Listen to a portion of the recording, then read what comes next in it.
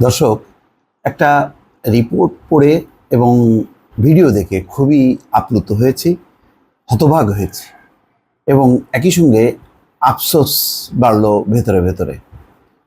একটি দেশের প্রধানমন্ত্রী, তিনি টানা 14 বছর ক্ষমতায় ছিলেন।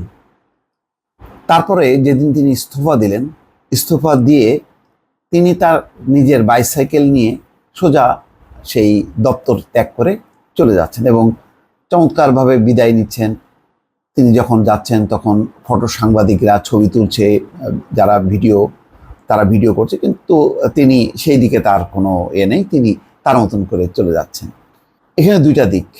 আচ্ছা, আগে একটু বলে নিই, নিশ্চয়ই আগ্রহী হচ্ছেন যে কোন সেই প্রধানমন্ত্রী। তিনি হচ্ছেন নেদারল্যান্ডের প্রধানমন্ত্রী মার্ক রুট, বয়স 56 তার। তিনি ক্ষমতা থেকে বিদায় নিয়েছেন। তিনি ব্যক্তিগতভাবে সাইকেল চালাতে খুব ভালোবাসেন, কিন্তু গত 10 বছরে এই তার দায়িত্বের কারণে তিনি ঠিক মতন সাইকেল চালাতে পারেননি। তো এই কারণেই তিনি যখন নাকি যেই বিদায় নিলেন, সাথে সাথে তিনি আবার সেই সাইকেলে উঠলেন এবং সেই সাইকেল থেকে তিনি বিদায় নিয়ে চলে যাচ্ছেন। কোনো নিরাপত্তার বাড়াবাড়ি নেই, একজনও দেখলাম না তার আশেপাশে কোনো নিরাপত্তা কর্মী যে পাহারা দিয়ে নিয়ে যাচ্ছে। জাস্ট তার সহকর্মীদের কাছ থেকে বিদায় নিয়ে তিনি সাইকেল চালিয়ে চলে যাচ্ছেন। আর একটা বিষয় যে উনি রুটের জায়গায় মার্ক রুট, নেদারল্যান্ডের প্রধানমন্ত্রী, নতুন প্রধানমন্ত্রী নির্বাচিত হয়েছেন প্রাক্তন গোয়েন্দা প্রধান ডিক শুফ। রাজা উইলিয়াম আলেকজান্ডারের সভাপতিত্বে একটি অনুষ্ঠানে শপথ নেন তিনি।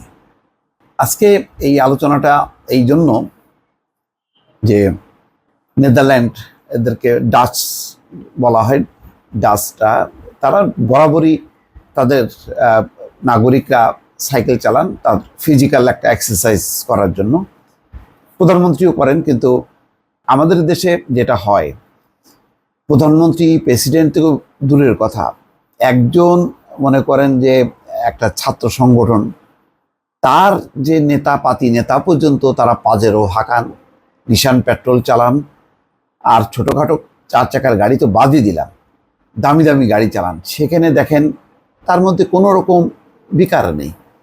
এখানে দুইটা জিনিস, একটা হলো যে প্রধানমন্ত্রীর যে দায়িত্বটা, সেই দায়িত্বটা যে খুবই একটা সাধারণ, এটা কোনো আহামরি কিছু না। এটা সেই দেশ বা পশ্চিমা দেশগুলো প্রতিষ্ঠা করেছে।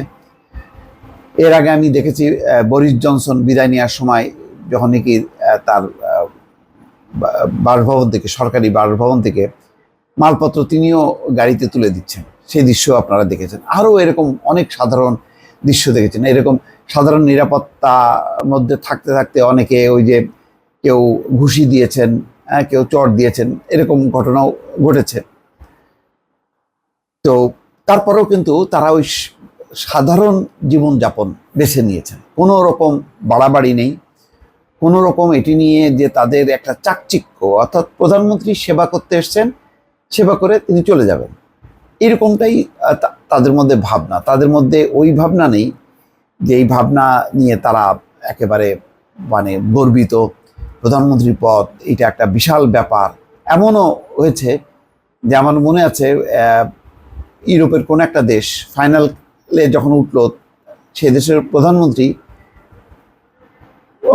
ফ্লাইটে করে আসলেন 3য় শ্রেণীতে, অর্থাৎ ইকোনমি ক্লাসে বসে চলে আসলেন। কেননা বলা হচ্ছিল যে ওই যাতায়াতের জন্য তার নেই, সরকারি বাজেট বা অনুমোদন নেই, সুতরাং তিনি ইকোনমিক ক্লাসে করে সেখানে যোগ দেন। তো এরকম অনেক ঘটনা, এই একটা ঘটনা নতুন করে আবার সামনে আসলো। তার মানে ওই দেশে দেখেন নিরাপত্তা আছে, সেই কারণে সাইকেল নিয়ে চলতে পারেন। আবার ওই দেশের যারা প্রধানমন্ত্রী হন বা সরকারি দায়িত্বে থাকেন, তাদের এই পদ পদবিগুলি নিয়ে কোনো গরিমা নেই, অহংকার নেই। এই পদগুলি নিয়ে তাদের ধন সম্পদ বৃদ্ধি করারও কোনো মানসিকতা নেই, যার ফলেই এটি সম্ভব।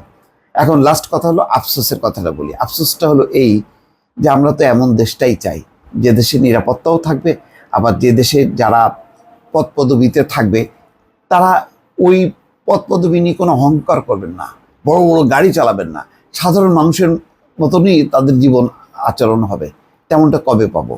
এটাই হলো আফসোস। দর্শক ভালো থাকবেন, আল্লাহ হাফেজ।